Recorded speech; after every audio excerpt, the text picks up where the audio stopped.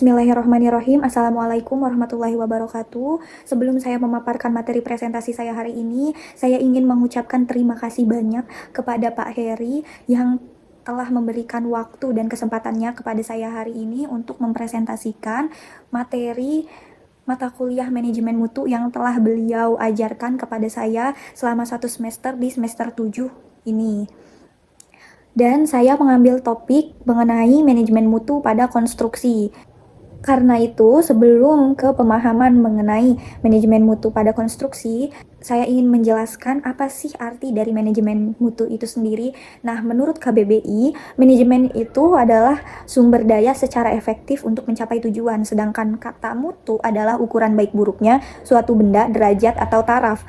Nah, sedangkan menurut saya, untuk bahasa simpelnya, manajemen itu adalah sesuatu untuk menstrukturkan suatu tujuan. Nah, hubungannya dengan konstruksi itu apa? Jadi, di suatu proyek atau di suatu konstruksi di lapangan pun kita harus mempunyai manajemen mutu sendiri. Nah, kalau pada konstruksi, manajemen mutu ini mempunyai arti yang cukup sama dengan arti yang general sebelumnya, yaitu sistem yang struktur untuk memastikan bahwa seluruh proyek pada konstruksi di lapangan ini, mulai dari perencanaan hingga penyelesaian, memenuhi standar kualitas yang telah ditentukan. Karena apa? Karena kalau kita pakai manajemen mutu di konstruksi, pertama, kita akan mengurangi atau menghemat biaya dan meningkatkan keselamatan.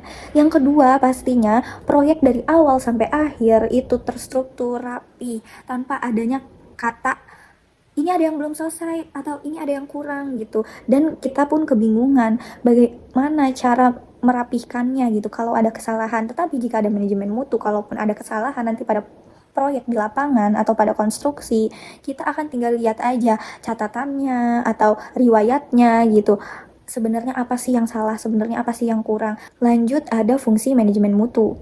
Tadi aku sebutin tujuan simpelnya itu seperti apa. Nah, untuk fungsi lebih detailnya ini, yang pertama ada identifikasi standar dan spesifikasi.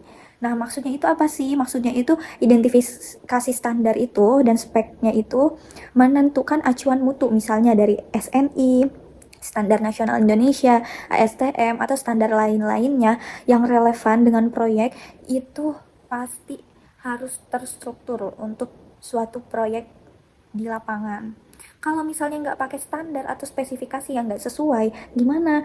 Nah, pasti proyek itu ada aja kesalahan, dari kesalahan kecil sampai kesalahan besar, karena nggak sesuai dengan standar yang ada di negara kita gitu. Untuk mengambil kesimpulannya, yang pertama ada jadi manajemen mutu itu adalah kunci proyek berkualitas, efisien, dan sukses. Lalu kedua, manajemen mutu itu memastikan proyek konstruksi sesuai standar, hemat biaya dan waktu, serta memuaskan semua pihak.